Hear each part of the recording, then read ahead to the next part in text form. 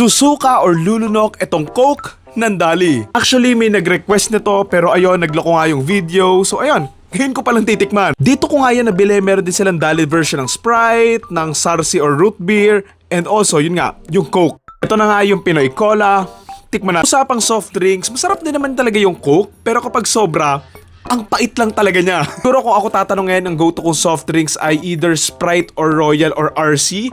Pero yung Coke, pwede na rin, lalo na kung malamig. Ayan, ito na nga ang Pinoy Cola. Actually, alam ko, nakatikim na ako nito, pero medyo matagal-tagal na rin. I'm not sure kung kalasa ba to ng Coke or parang Pepsi, ganun.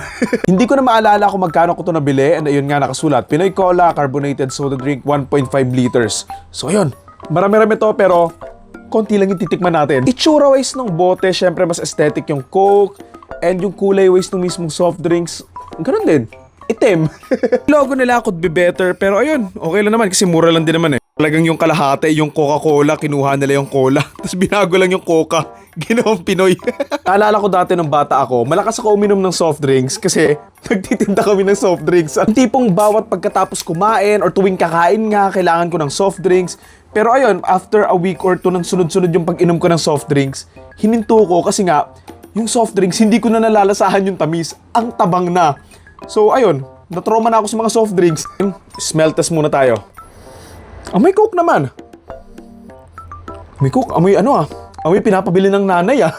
Nga natin, konti lang yung iinumin ko kasi nakapag-toothbrush na ako. Naligo kasi ako sa kalagitnaan ng video na to. So nakapag-toothbrush na ako. And gusto ko lang tapusin tong video na to kasi nasimulan ko na kanina eh. Look-wise, yung mga bula-bula niya, mukha rin talaga siyang Coke. And kung iaabot mo sa akin to, tapos hindi ko alam na Pinoy Cola to, iisipin ko, Coke to eh. Tikman natin.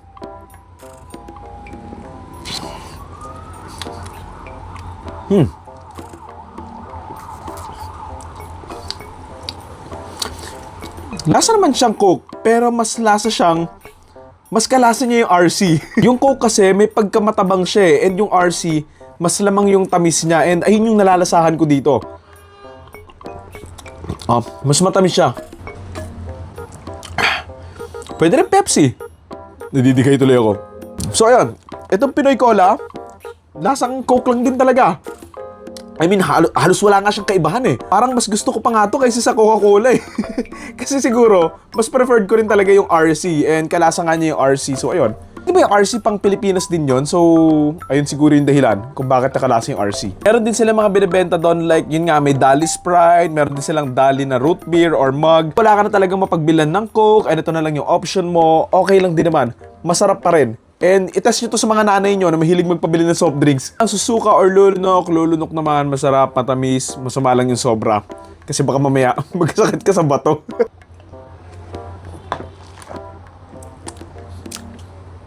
Hindi na talaga ako sanay uminom ng maraming soft drinks. Yoko na, yun lang. Thank you.